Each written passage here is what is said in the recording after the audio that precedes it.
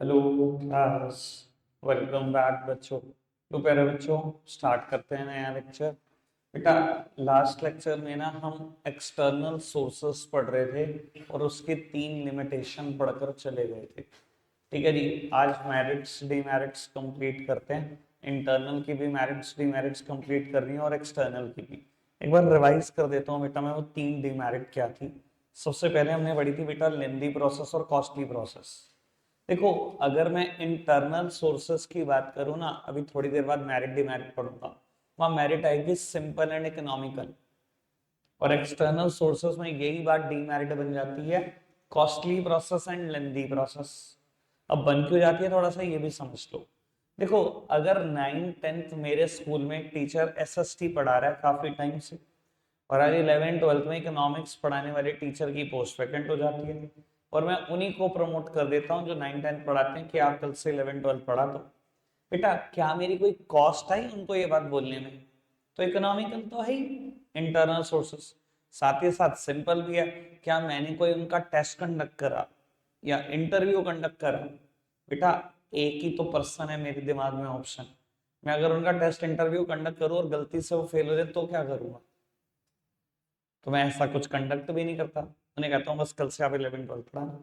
कोई टेस्ट नहीं लिया, कोई इंटरव्यू नहीं लिया, कोई प्रोसेस नहीं फॉलो करा। तो internal sources after all simple भी हैं और इकोनॉमिकल भी, सस्ते भी पड़ रहे हैं और कोई प्रोसेस भी नहीं है। और इसके कंपैरिजन में अगर आप एक्सटर्नल सोचो तो बेटा जनरली वो कॉस्टली है। ऑर्गेनाइजेशन के बाहर से एम्प्लॉय ढूंढना है, चाहे कोई मेथड फॉलो करो, इक्का दुक्का मेथड ऐसे हैं जो सस्ते पड़ते हैं। बाकी ज्यादातर मेथड क्या करते हैं, कहीं ना कहीं इन्वॉल्व करते हैं कुछ ना कुछ कॉस्ट। तो कॉस्टली तो है ही, साथ ही साथ लेंदी भी है। लेंदी क्यों? अब मैं कहता हूँ मैंने अपनी वैकेंसी को ढंग से एडवर्टाइज कर दिया, मुझे 11th 12th इकोनॉमिक्स पढ़ाने वाला टीचर चाहिए। मैंने क्या करा, मैंने ट्रेडिशनल मेथड यूज करा, ऐड दे दिया न्यूज़पेपर में। ठीक है जी। और 25 से 30 टीचर मेरे स्कूल में आ गए। अब बाबू सबकी एप्लीकेशन को प्रोसेस करूंगा, सबके टेस्ट कंडक्ट करूंगा, सबके इंटरव्यू कंडक्ट करूंगा, it will involve a cost. Cost तो है ही, मतलब कॉस्ट का मतलब यहाँ पैसों से नहीं है, मतलब टाइम और एफर्ट की मैं बात कर। यार, एक लेंदी प्रोसेस है, 25 30 एप्लीकेशन का प्रोसेस करना, सबका इंटरव्यू कंडक्ट करना। तो बेटा कई दिन बर्बाद होंगे मेरे, 3 4 दिन भी बर्बाद हो सकते हैं मेरे इस सारे काम में। तो एक लेंदी प्रोसेस है। समझ में आई थी बात? Costly and lengthy process. फिर हमने एक और बात पढ़ी थी, dissatisfaction among the existing staff. देखो, अगर आप एक्सटर्नल सोर्सेस के रास्ते से जाते हो ना, आपका खुद का स्टाफ बहुत डिससेटिस्फाइड हो जाता है आपसे। पता नहीं उसको क्या लगता है कि आपने कौन सा बम गिरा दिया। मैं कहता हूँ बेटा, एक इंसान है टॉप लेवल पर जो एमडी बनकर बैठा है, ठीक है जी, ये बहुत ज्यादा इंपॉर्टेंस देता है मिडिल लेवल पर एक फाइनेंस मैनेजर काम करता है उसको। ठीक है जी। और सबको यही लगता है कि जिस दिन ये एमडी जाएगा, जिस दिन ये सीईओ जाएगा, ये फाइनेंस मैनेजर इस गद्दी पर बैठेगा। और फाइनली एक दिन हुआ ऐसा कि ये एमडी चला गया, ऑर्गेनाइजेशन को लेफ्ट कर गया, ठीक है जी, रिजाइन कर दिया या कुछ भी कारण बना। अब सब सोच रहे थे, और इवन ये खुद भी सोच रहा था कि मैं प्रमोट हो जाऊंगा हायरार्की में और मैं बन जाऊंगा टॉप लेवल ऑफिशियल एमडी बन जाऊंगा। लेकिन हुआ क्या, ऑर्गेनाइजेशन ने इस वैकेंसी को बेटा बाहर से फिल कर दिया, एक्सटर्नल सोर्सेस से। अब आप खुद सोचो बेटा, इसका डिससेटिस्फाई होना जायज है कि नहीं? एक इंसान जो ऑर्गेनाइजेशन को कई सालों से सर्व कर रहा हो लॉयल्टी के साथ, यार उसको तो ये लगेगा ना कि his chance of promotion gate reduced, इसका प्रमोशन का चांस खत्म हो गया। और बेटा बहुत ज्यादा फील होगा अगर इसकी एज 50+ हुई तो, बहुत ज्यादा फील होगा। क्योंकि उसके बाद ना लगता है कि अब तो नंबर ही नहीं आएगा ना प्रमोशन होने का, अब तो रिटायरमेंट की तरफ बढ़ रहे हैं बहुत तेजी से। ठीक है ना जी। और मैं कहता हूँ ऊपर से आप उठा भी यंग ब्लड लाए, कोई 40 साल का आदमी आपने एमडी बना दिया, फिर तो इसको बिल्कुल लगेगा कि बस ये 20 साल कुर्सी से हिलेगा नहीं, मेरा 10 साल के बाद रिटायरमेंट है। वो बहुत ज्यादा डिससेटिस्फाइड हो जाएगा। तो ये लिमिटेशन तो है। तीनों बातें समझ में आई? कोई दिक्कत कोई परेशानी तो नहीं? आगे बढ़े बेटा, एक्सटर्नल की मेरिट्स पर आ जाओ फटाफट से, थोड़ा सा स्पीड बढ़ाकर। बेटा 4 मेरिट आपको दिखाई दे रही होंगी। सबसे पहले सेकंड की बात करते हैं, वाइडर चॉइस। नोट्स में सेकंड नंबर पे लिखे वाइडर चॉइस। बेटा एक्सटर्नल में वाइडर चॉइस होती है कि नहीं होती? अच्छा, इंटरनल में होती है। अभी मैंने एग्जाम्पल दिया, एक टीचर है मेरे दिमाग में, उसी को कहना है कल से तो 11th 12th पढ़ा। बाबू चॉइस नहीं बोलते इसको, मजबूरी बोलते हैं। मेरी बात सुनो तो, मैं तो अपनी भाषा में ऐसे ही बोलता हूँ ना हमेशा, ये मजबूरी होती है। एक्सटर्नल में चॉइस होती है, जनरली ज्यादा चॉइसेस होती हैं बेटा। बाबू एक वैकेंसी को अगर आप ढंग से एडवर्टाइज कर दो ना, अगर एक स्टाफ आपको रिक्रूट करना है, यकीन मानना इंडिया में अनएम्प्लॉयमेंट का लेवल वो है कि बेटा 20 से कम लोग आने नहीं वाले। तो बहुत बड़ी चॉइस होती है मेरे पास। ठीक है जी। Fourth heading is competitive spirit.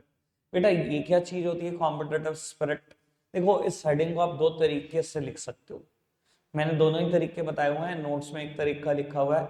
अच्छा, अगर मैंने वैकेंसी को ढंग से एडवर्टाइज किया और मैं कहता हूँ मुझे एक टीचर चाहिए था और 25 आ गए, अब एक बात बताओ, जो इंसान मेरी ऑर्गेनाइजेशन में सेलेक्ट होकर आएगा, जो 24 को पीछे छोड़कर आएगा, सर कहीं ना कहीं बहुत कॉम्पिटिटिव होगा कि नहीं उनके कंपैरिजन में? उन 24 के कंपैरिजन में ज्यादा टैलेंट ज्यादा स्किल रखता होगा, तभी तो मैंने सेलेक्ट किया। एक तो आप इस एंगल से भी बात को लिख सकते हो, दूसरा एक और एंगल भी है। अब मैं कहता हूँ 9th 10th पढ़ाने वाले आपने टीचर को प्रमोट नहीं किया हायरार्की में, आपने क्या करा, एक्सटर्नल सोर्सेज से वैकेंसी को फिल कर दिया। एक नया टीचर आ गया जो 11th 12th पढ़ाने लगा। अब पता क्या होता है बेटा, कई बार ना मेरा एग्जिस्टिंग स्टाफ ना गुस्सा होकर उससे compete करना शुरू कर देता है, और इस कंपटीशन का फायदा ना ध्यान रखना हमेशा ऑर्गेनाइजेशन को मिलता है। वो 9th 10th पढ़ाने वाले टीचर को गुस्सा है मन में कि यार मेरा प्रमोशन इसने खा लिया। अब वो क्या करता है, वो दिखाता है, कंपटीशन करता है, वो जेलसी की भावना दिखती है। वो क्या करता है बेटा, उस कंपटीशन में आके ना और अच्छा पढ़ाने लगता है। वो सोचता है टॉप लेवल का ध्यान मेरे तरफ क्यों नहीं गया, जिस टाइम वो वैकेंसी थी उन्होंने बाहर से क्यों फिल करा इस वैकेंसी को, वो बहुत अच्छा पढ़ाने लगता है। ठीक है जी। अब कहीं ना कहीं जब आप बार बार compete करोगे, बार बार जेलसी दिखाओगे सामने वाले टीचर को, उसको भी कहीं ना कहीं अंदाजा होता है कि यार ये ना मेरे साथ कुछ कंपटीशन की भावना सा रख रहा है, तो वो भी और अच्छा करता है। अब क्या होगा, आप दोनों लड़ोगे, मजे कौन लेगा इस चीज के, हमेशा ऑर्गेनाइजेशन। ठीक है, ये तो मैंने पढ़ाने ही में बात करी, आप रियल लाइफ में बात करो, मान लो प्रोडक्शन में ये लड़ाई चल रही है। ठीक है जी, एक प्रोडक्शन कर रहा है दूसरे से ज्यादा, दूसरा पहले से ज्यादा दिखाने के लिए, बेटा लड़ते रहो, ऑर्गेनाइजेशन हमेशा मजा देगी इस चीज का। आप एक दूसरे को दिखाने के चक्कर में ज्यादा काम करोगे, फायदा हमेशा ऑर्गेनाइजेशन का होगा। तो समझ में आती है कॉम्पिटिटिव स्पिरिट वाली बात? ठीक है जी, मैंने दोनों एंगल से समझा दी, जो दो पॉसिबल एंगल थे। अब बेटा फर्स्ट हेडिंग और थर्ड हेडिंग हम साथ साथ पढ़ लेंगे। वैसे नोट्स में पहली हेडिंग का नाम क्वालिफाइड पर्सोनल था, मैंने ठीक कराया था, लेटेस्ट क्वालिफाइड पर्सोनल कराया था। और थर्ड हेडिंग का नाम क्या है बेटा, फ्रेश टैलेंट। फ्रेश टैलेंट, अब समझना जी, दोनों बातें आराम से समझ में आ सकती है बेटा। मैं कहता हूं अगर मैं इंटरनल सोर्सेस से जाऊं ना, ये दोनों मेरी लिमिटेशन बन जाए, ये वहां एडवांटेज नहीं है, ये दोनों की दोनों लिमिटेशन। क्यों? मैं कहता हूँ बेटा 9th 10th मेरे स्कूल में जो टीचर सोशल स्टडीज पढ़ाता है उसकी एज 45 ईयर। उसने कब क्वालिफिकेशन अपनी कंप्लीट करी, 22 साल पहले। 22 साल पहले। क्या वो एक लेटेस्ट क्वालिफाइड पर्सोनल है? अभी पढ़ाई करी उसने। बेटा इसने इकोनॉमिक्स कब पढ़ी थी लास्ट टाइम, जब ये 23 ईयर का था। उसके बाद इसने इकोनॉमिक्स में कोई डिग्री नहीं ली, आखिरी 23 साल में डिग्री ली थी इसने। बेटा उस टाइम पर इकोनॉमिक हालात क्या थे, बहुत अलग थे। आपने तो वो पढ़ा है, आप कोई लेटेस्ट क्वालिफाइड हो। अगर कल से आपको मैं 11th 12th पढ़ाने को कह दूं, नो डाउट आप पढ़ा लोगे, पर वो लेटेस्ट नॉलेज तो नहीं है ना आपके पास, नहीं है ना। समझ में आई ये बात? दूसरी बात, क्या आप फ्रेश टैलेंट हो, क्या आप यंग ब्लड हो, क्या आपके पास वो मॉडर्न आइडियाज हैं जो आजकल के बच्चों पे, वो भी नहीं है आपके पास। समझ में आ रही बात? एक्सटर्नल सोर्सेस से जाने का फायदा क्या होता है बेटा, जब मैं एक्सटर्नल सोर्स से जाता हूँ ना, मैं जाता हूँ बिल्कुल यंग ब्लड आ जाए एक 25 साल का लड़का लड़की जो बिल्कुल अभी क्वालिफाई होके हटे, जिन्होंने इकोनॉमिक्स की पढ़ाई अभी खत्म की है। अब ऐसा करने से क्या होता है, एक तो मुझे लेटेस्ट क्वालिफाइड पर्सोनल मिल गया, एक दूसरा बेटा फ्रेश टैलेंट मिल गया, बिल्कुल यंग ब्लड मिल गया। देखो यंग ब्लड ना हर ऑर्गेनाइजेशन चाहती है, क्योंकि यंग ब्लड क्या है बेटा, बहुत एनर्जेटिक है, और वो पूरी ऑर्गेनाइजेशन का ना ऑरा बदल के रख देते हैं। वो जब आते हैं अपने मॉडर्न आइडियाज लेके ऑर्गेनाइजेशन में नए नए आइडिया पेश करते हैं, तो बेटा हर किसी को अच्छा लगता है कि मुझे कोई नया आइडिया मिले, कैसे मैं एक्सप्लोर कर सकता हूँ, कैसे और बढ़िया कर सकता हूँ चीजों को। ठीक है ना, आप मानते हो ये बात, एक एज के बाद ना ये क्रिएटिविटी खत्म हो जाती है आदमी में से। वो ना तो कुछ नया सीखना चाहता, वो ना ही कुछ ज्यादा बोलना चाहता, ना ही ऑर्गेनाइजेशन में कुछ इंप्रूव करना चाहता। उसे लगता है जैसा चल रहा है ठीक है। लेकिन यंग ब्लड आता है ना, पूरी ऑर्गेनाइजेशन बदल के रख देता है। कभी प्राइवेट बैंक में हम जाते हैं, देखते हैं ना बेटा, सब यंग ब्लड चारों तरफ। किसी भी ब्रांच में चले जाओ प्राइवेट बैंक की, मैं कहता हूँ आपको, HDFC, एक्सिस, किसी भी ब्रांच अपने शहर की, कम से कम 20 ब्रांचेस तो हैं प्राइवेट बैंक की। आप देख लेना चारों तरफ क्या होगा, और ही अलग है, फील ही अलग है। वो जो यंग ब्लड की एनर्जी है ना, वो सबको चमका के रखती है। क्लियर है बात? एक्सटर्नल सोर्सेस के सारे फायदे, सारी मेरिट्स। आगे बढ़ सकते हैं, इंटरनल सोर्सेस की तरफ चलें। बेटा इंटरनल सोर्सेस के मेरिट्स डिमेरिट्स पढ़ेंगे, पहले मेरिट्स की तरफ चलते हैं इंटरनल की। बेटा फर्स्ट मेरिट पढ़ना इंटरनल की, क्या लिखा है? मोटिवेशन।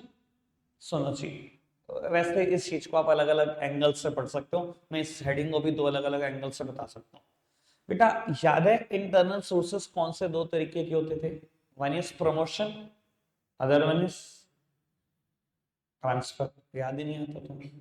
कुछ ही पूछते रहो। अभी तो सबसे आसान चैप्टर में से एक चैप्टर है starting. First one is promotion, other one is transfer. दो ही तो तरीके थे इंटरनल सोर्सेस के।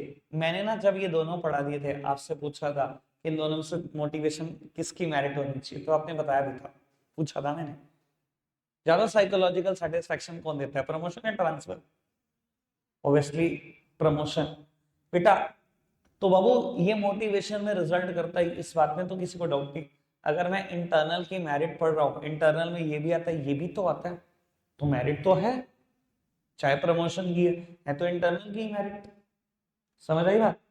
पर इस एंगल से नहीं लिखना चाहते तो दूसरा भी एंगल है। देखो, अगर मैं कहता हूं ज्यादातर ऑर्गेनाइजेशन जो फॉलो करती है, मैं ज्यादातर की बात कर रहा हूं, यहाँ MD की पोस्ट वैकेंट हुई, आपने फाइनेंस मैनेजर को उठाकर MD बना दिया। बेटा ध्यान रख लेना, ऑर्गेनाइजेशन में कभी भी एक सिंगल प्रमोशन नहीं होता। A single promotion leads to the chain of promotion. एक नहीं होगा, अब दो तीन होंगे। कैसे? अब ये पोस्ट खाली होगी फाइनेंस मैनेजर की। बेटा एक बहुत टाइम पुराना सुपरवाइजर है, फाइनेंस में भी थोड़ा बहुत पढ़ा लिखा है, आज हम चाहते हैं इसको मूव कर दें हायरार्की में, अब हमने इसको मूव करके इसको फाइनेंस मैनेजर बना दिया। अब ये पोस्ट खाली होगी। एक वर्कर है, बहुत कैलिबर रखता है, बहुत स्किल रखता है, काफी टाइम से ऑर्गेनाइजेशन में है, आज हमने इसको मूव कर दिया हायरार्की में, ये सुपरवाइजर बन गया। वर्कर बाहर से बहुत मिल जाएंगे, ये एक्सटर्नल सोर्सेस से रिक्रूट कर लो। देखो ज्यादातर ऑर्गेनाइजेशन यही करती हैं, अपने एग्जिस्टिंग स्टाफ को अहमियत देती है, उनको ही मूव करती है हायरार्की में। और देखो एक सिंगल प्रमोशन नहीं होगा, a single promotion leads to a chain of promotion in the organisation. समझ में आएगी बात? और बेटा सबसे लोअर लेवल पे जो पर्सन रह जाएगा, बेटा एक्सटर्नल सोर्सेस से चले जाओ, उसको ले आओ। एम्प्लॉय बहुत मिल जाएंगे, नॉर्मल एम्प्लॉय, CEO MD, शायद इसके जैसा दूसरा ना मिले जो 20 साल लॉयल है ऑर्गेनाइजेशन के लिए, 20 साल। क्लियर है बात? मैंने जो बात बताई समझ में आई कि मोटिवेशन क्यों होता है? क्योंकि एक नहीं, इकट्ठे बहुत सारे प्रमोशन हो जाते हैं, कहीं ना कहीं मोटिवेशन तो सबको ही मिल रहा है। बोलो के सेकंड हेडिंग पढ़ना बेटा, क्या लिखी गई है?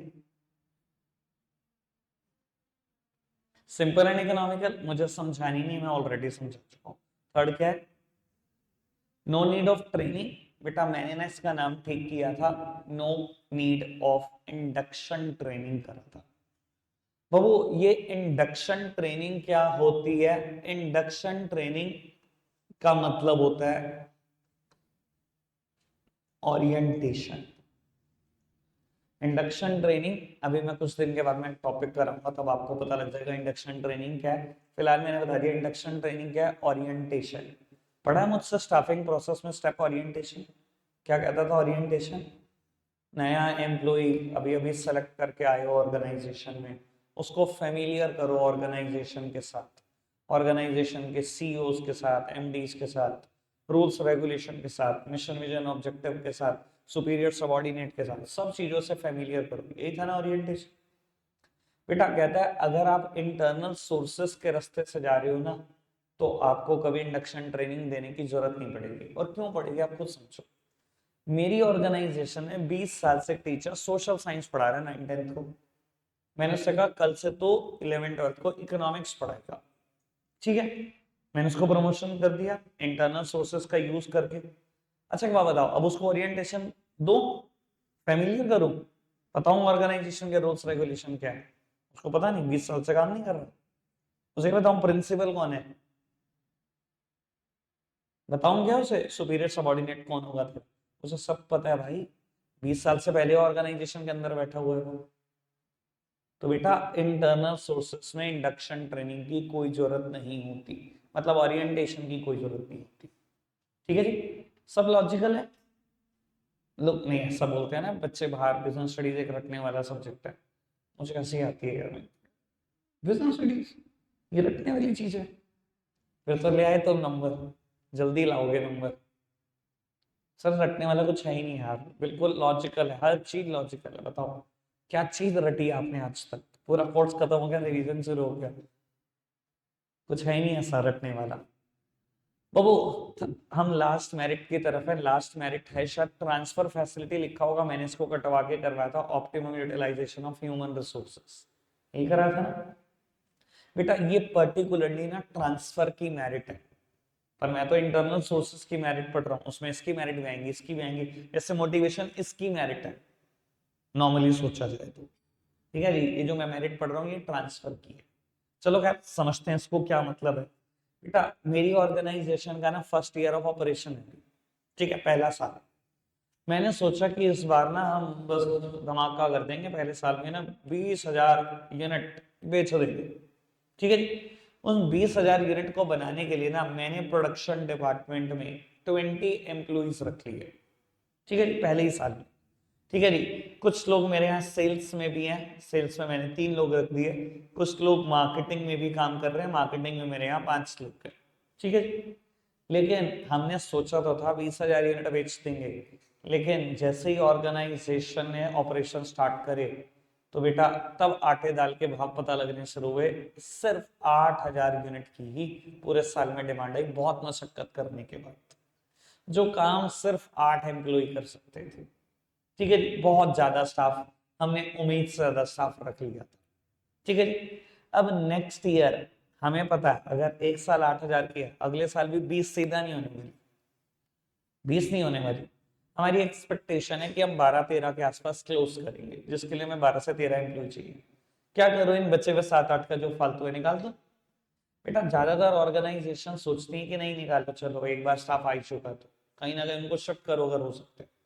तो बेटा transfer has the merit of shifting the workforce from the surplus department to the department where it is the deficit. बेटा ट्रांसफर के साथ ये एक फायदा तो है कि आप सरप्लस डिपार्टमेंट से उस डिपार्टमेंट में पोस्ट कर सकते हो जहां एम्प्लॉय डेफिसिट में है।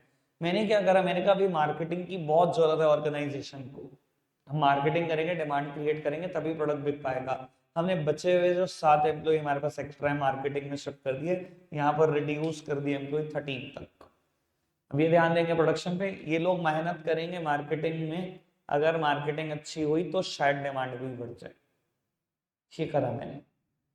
तो ट्रांसफर की पर्टिकुलरली मेरिट है, क्योंकि हम तो इंटरनल सोर्सेस की मेरिट पढ़ रहे हैं, ट्रांसफर उसमें कवर हो जाता है, तो बेटा इसलिए इंटरनल सोर्सेस की मेरिट में कवर्ड है, ठीक है जी। इसकी वजह से क्या हुआ, ऑप्टिमम यूटिलाइज हो गए ह्यूमन रिसोर्स। जो ह्यूमन रिसोर्स पिछले साल खाली बैठे रहे उनको मैंने इस बार क्या करा, ऑप्टिमली यूज कर दिया, मैक्सिमम काम निकलवा लिया उनसे, क्लियर। डीमेरिट्स पर चले बाबू, 4 डीमेरिट होंगी आपके सामने, फटाफट से पढ़ते हैं। फर्स्ट वन क्या है, scope for fresh talent is reduced. बेटा अगर एक बार इंटरनल सोर्सेस से गए तो बेटा फ्रेश टैलेंट लाने का स्कोप कुछ सालों के लिए खत्म। 9-10 टीचर पढ़ाता है, एसएसटी 45 साल का है, आज उसको प्रमोट कर दिया, 11-12 पढ़ा, वो 45 का है, अभी तो 15 साल और है उसके रिटायरमेंट में, अगर वो 15 साल टिक गया पूरे, तो बेटा 15 साल तक यंग ब्लड नहीं आ सकता। वो जो एक मौका था यंग ब्लड लाने का, आपने वो भी खो दिया। फिर एक बार वो प्रमोट हो गया और 15 साल वो खुद से ना गया, तो 15 साल आप भी नहीं निकालने वाले। तो वो जो यंग ब्लड ला सकते थे, ये जो लास्ट अपॉर्चुनिटी थी, वो भी गई। 15 साल तक नहीं आने की दोबारा कभी। क्लियर बात? प्रेशर एंड का स्कोप खत्म। Second heading is employ become lethargic. बेटा लेथार्जिक का मतलब होता है लेसी। बाबू अगर एम्प्लॉय श्योर है ना कि मेरा ही प्रमोशन होना है, but it is time bound only, कि बस वो टाइम बाउंड है, होना मेरा ही प्रमोशन है, लिख कर दे दो बेटा, एम्प्लॉय कभी काम नहीं करेगा, फिर वो हमेशा लेजी रहेगा। जैसे कि most of the government organisation में होता है। मैं कहूँ एक गवर्नमेंट कॉलेज है, वहाँ कोई डीन है, जैसे स्कूल में प्रिंसिपल होता है वैसे कॉलेज में डीन बोलते हैं, ठीक है जी। और कोई इंसान वाइस डीन है। अगर मैं कहूँ ये गवर्नमेंट कॉलेज है और फिक्स्ड है कि जब डीन जाता है तो वाइस डीन ही डीन बनता है, ठीक है। और अब इसके रिटायरमेंट में 6 साल पेंडिंग है। आप मुझे ईमानदारी से बता दो, 6 साल ये काम करेगा क्या? आपको क्या लगता है? बेटा अगर एम्प्लॉय श्योर है ना कि मेरा ही प्रमोशन होना है और किसी का नहीं हो सकता, बट वो प्रमोशन सिर्फ टाइम बाउंड है, बस कोई समय जा रहा है, होना मेरा ही है, सर ये नहीं काम कर सकता। अगर इतनी श्योरिटी इस आदमी को मिल जाए तो। मुझे इस मामले में प्राइवेट ऑर्गेनाइजेशन बहुत पसंद है, जहां पर promotion is performance based, not time bound, कि जो जैसा परफॉर्म करेगा वो वैसा प्रमोशन देगा। और कैसे मेहनत कर रहे होते हैं वहां पागलों की तरह। बेटा वहां एम्प्लॉय लेजी नहीं हो सकता, लेथार्जिक नहीं हो सकता। क्लियर है बात? आगे बढ़ सकते हैं? चलो जी बेटा, थर्ड मेरिट की, सॉरी डी मेरिट की तरफ बढ़ते हैं। थर्ड क्या है? Not suitable for new enterprise. बेटा एक नई ऑर्गेनाइजेशन के लिए इंटरनल सोर्सेस नहीं बने। क्यों नहीं बने? मैं कहता हूं आज मैं नया स्कूल खोल रहा हूं भाई, फर्स्ट सेशन होगा अप्रैल से। बेटा किसका प्रमोशन करूं, किसका ट्रांसफर करूं? कोई है मेरे पास टीचर? तो नई ऑर्गेनाइजेशन में क्या इंटरनल सोर्सेस चलेंगे? कभी भी नहीं चलेंगे। ये तो एग्जिस्टिंग ऑर्गेनाइजेशन में चलते हैं जो कई सालों से ऑपरेट कर रही है, ठीक है। And last one is frequent transfer. बेटा ये बात स्टेबिलिटी ऑफ पर्सोनल में फ्योल ने भी की थी। देखो जब आप पढ़ते हो ना ट्रांसफर टर्म इंटरनल सोर्सेस में, तो बेटा कई लोग फ्रीक्वेंट ट्रांसफर की तरफ भाग जाते हैं। अगेन फ्रीक्वेंट ट्रांसफर की तरफ भागोगे वो बहुत बड़ी डीमेरिट है। क्या होता है फ्रीक्वेंट ट्रांसफर से, पता है ना? वहां पर भी बोला था मैंने, एक इंसान है, मैंने कहा जी चल तू प्रोडक्शन में काम कर, बेचारे ने वेस्टेज करी, अभी तो 2-3 महीना लगा गया, अब काम करना सीखा था।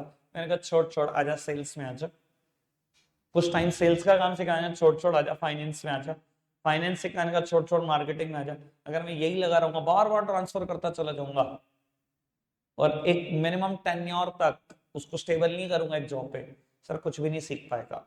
सिर्फ समय की बर्बादी, सिर्फ पैसे की बर्बादी, ऑर्गेनाइजेशन की भी, उस एम्प्लॉय की भी, उसकी प्रोडक्टिविटी जीरो ही रहेगी। क्लियर है बात? सारी मेरिट सारी डीमेरिट्स डन। आगे बढ़ चले बेटा।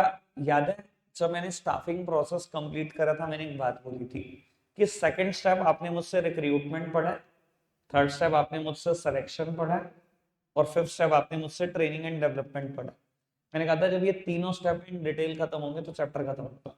मैंने कहा था 2 से 2.5 लेक्चर इस पे लगेंगे रिक्रूटमेंट पे, आज 2.5 लेक्चर पूरे हो गए इसके, ठीक है। मैं ये शुरू कर रहा हूँ आप सिलेक्शन, कोशिश करते हैं कल जब तक जाएं तब तक ये वाइंड अप हो जाए, ठीक है जी। तो बाबू अब हम सिलेक्शन पर आगे बढ़ रहे हैं। बाबू सिलेक्शन में ना एक ही टॉपिक हमारे पास है, सिलेक्शन प्रोसेस। सिलेक्शन प्रोसेस, आप सबने मुझसे स्टाफिंग का प्रोसेस पढ़ा है इसी चैप्टर में। बेटा प्रोसेस का मतलब होता है क्रोनोलॉजिकल सीक्वेंस या ऑर्डर। और वो हेडिंग यहाँ पर आगे पीछे बिल्कुल नहीं की जा सकती। किसी भी ऑर्गेनाइजेशन में सिलेक्शन कैसे हो सकता है, उसका एक आइडियल प्रोसेस है ये। बेटा सबसे पहला स्टेप इस प्रोसेस में आता है प्रीलिमिनरी स्क्रीनिंग, बोलते हैं प्रीलिमिनरी स्क्रीनिंग। ऐसे मेरा लिखने पे इतना जोर है नहीं, मेरा ध्यान सारा समझाने में, मैं आपके 1 मिनट की भी बर्बादी नहीं चाहता। तो वो प्रीलिमिनरी स्क्रीनिंग का मतलब क्या होता है, थोड़ा सा ये समझो। मेरी ऑर्गेनाइजेशन में वैकेंसी निकली है, सेकंड स्टेप रिक्रूटमेंट था, स्टाफिंग में याद करो। थर्ड स्टेप सिलेक्शन है। ये समझो, ये सारा मैटर जितना मैं पढ़ाने जा रहा हूँ सब सिलेक्शन में लिखा है। इसके बाद प्लेसमेंट एंड ओरिएंटेशन होगा, ऐसा समझो, ठीक है। सेकंड स्टेप रिक्रूटमेंट था। क्या होता है recruitment? Positive step in the staffing process. अपनी वैकेंसी को वाइडली एडवर्टाइज करो, लोगों को इंड्यूस करो कि मेरी ऑर्गेनाइजेशन में जॉब के लिए अप्लाई करें। मान लो मेरी ऑर्गेनाइजेशन में वैकेंसी निकली है, ठीक है, कुछ भी कह लो, किसी अकाउंटेंट की पोस्ट की, ठीक है, मुझे अकाउंटेंट चाहिए, ठीक है। मैंने क्या करा, एक न्यूज़पेपर ऐड दिया और मैंने बताया कि मुझे अकाउंटेंट जो चाहिए किस क्वालिफिकेशन के साथ चाहिए। लेट सपोज कि मैंने बताया कि मुझे चाहिए post graduate in commerce, post graduate in commerce चाहिए पर्सन, प्लस बेसिक नॉलेज होनी चाहिए उसको, बेसिक नॉलेज होनी चाहिए उसको दोनों चीजों की, कंप्यूटर्स की भी और अकाउंटिंग सॉफ्टवेयर की भी, अकाउंटिंग सॉफ्टवेयर की भी, ठीक है। ये थोड़ा बहुत अकाउंटिंग सॉफ्टवेयर चला लेता और थोड़ा बहुत कंप्यूटर के ज्ञान है उसको, ये चाहिए। मैंने क्वालिफिकेशन लिख कर दी थी, ठीक है। अब वो जो मैंने मतलब वैकेंसी को एडवर्टाइज करा न्यूज़पेपर में, तो पता नहीं कहां कहां तक पहुंच गया, एक पूरे जिले में एडवर्टाइज कर दिया मैंने तो, सहारनपुर डिस्ट्रिक्ट में। अब क्या हुआ, बतेरे लोगों ने देखा इसको और मेरे पास एक के बाद एक रिज्यूमे आने लगे, एक के बाद एक रिज्यूमे, ठीक है। बाबू इंडिया में ना लोगों को किस्मत आजमाने का बहुत शौक है, ठीक है, और ऐसा ही बोल देते हैं लोग। मान लो ग्रेजुएट है अभी, प्लस उनके पास बेसिक नॉलेज कंप्यूटर की भी है, अकाउंटिंग सॉफ्टवेयर की भी है। उसने क्या करा, अरे चल कोई नहीं, किस्मत आजमा लेता हूँ, रिज्यूमे तो डाल ही आता हूँ, क्या पता इस ऑर्गेनाइजेशन के पास कोई पहुंचे ही ना, मुझे सेलेक्ट करे, दिया है रिज्यूमे। एक इंसान अभी एमकॉम परस्यू ही कर रहा है, फर्स्ट ईयर में ही है, वो भी दिया है, बहुत तेरी एप्लीकेशन पहुंच गई।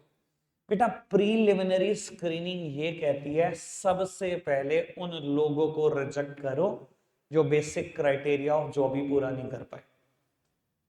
यानी कि अगर मेरे पास 50 एप्लीकेशन आई, इसमें से 20 एप्लीकेशन ऐसी हैं कि किसी के पास कोई पोस्ट ग्रेजुएट नहीं है कॉमर्स में, कोई basic knowledge of accounting software नहीं रखता, कोई ये दोनों ही नहीं रखता, एक इंसान एमकॉम का पर ये दोनों ही नहीं रखता, ठीक है।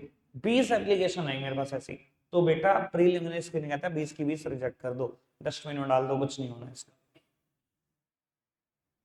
समझ में आई बात? यानी कि जो मैं अगला स्टेप परफॉर्म करूंगा वो सिर्फ 30 लोगों से परफॉर्म करूंगा, खत्म हो गए 20 लोग, रेस से बाहर हो गए, इनका सिलेक्शन नहीं हो सकता। All clear? बेटा second step in the selection process is selection test. अब बेटा कुछ टेस्ट हैं जो मैं कंडक्ट करूंगा इन 30 एम्प्लॉय के साथ, और ये बेटा टेस्ट अलग अलग क्वालिटीज, अलग अलग कैरेक्टरिस्टिक को हमारी टेस्ट करते हैं। 5 तरीके के टेस्ट दिए गए हैं आपके पास, आइडियल टेस्ट हैं। और वो सबसे पहले intelligence test, then aptitude test होगा, पर्सनैलिटी टेस्ट होगा, इंटरेस्ट टेस्ट होगा और ट्रेड टेस्ट होगा। 5 तरीके के टेस्ट हैं। सेकेंड नंबर पर लिखा गया है एप्टीट्यूड और फोर्थ नंबर पर लिखा गया होगा ट्रेड टेस्ट, ठीक है। पहले मैं सेकेंड और फोर्थ समझाऊंगा। बाबू जब मैं समझाता हूँ ना, मेरे मतलब आप देखते हो मैं एक अजीब सा सीक्वेंस लिखता हूँ। मैंने कोई पहले पेज से स्टार्टिंग चैप्टर नहीं शुरू करा, ठीक है ना जी। मैंने कोई पहला टॉपिक नहीं शुरू करा, स्टार्टिंग की डेफिनेशन नहीं बताई, इंपॉर्टेंस नहीं बताई, मैंने स्टार्टिंग प्रोसेस शुरू करा। इन सबके पीछे लॉजिक है। मैंने भी बड़े हिट एंड ट्रायल लगाए हैं, 13 साल हो गए पढ़ाते हुए। कितनी गलतियां करके मैं यहाँ पहुंचा हूँ, इस सीक्वेंस पे मैं फिक्स हुआ हूँ कि मैं अगर इस सीक्वेंस पढ़ाऊंगा तो बच्चों को बहुत आसानी से समझ में आएगा और बहुत ईजी लगेगा याद रखने में। तो बेटा मेरा सीक्वेंस से याद करोगे ना, हमेशा आसानी फील करोगे उस चीज में, ठीक है। अब सेकेंड टेस्ट एप्टीट्यूड है, फोर्थ वन क्या है, ट्रेड टेस्ट। बेटा एप्टीट्यूड क्या टेस्ट करता है, किसी भी इंसान की learning capacity of new skills. कोई इंसान कितनी जल्दी नए स्किल्स को सीखता है, उसकी ग्रस्पिंग पावर कितनी अच्छी है।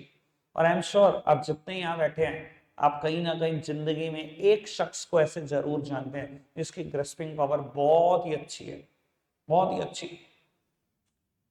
फील किया कभी आपने कि मेरा एक दोस्त है या मेरा कजन है या मेरे फादर ऐसे हैं या मेरी मदर ऐसी है कि अगर एक बार आपने कोई चीज बता दी 5 साल बाद भी पूछोगे ना, ये पक्का बता देगा, बताएगा नहीं बताया।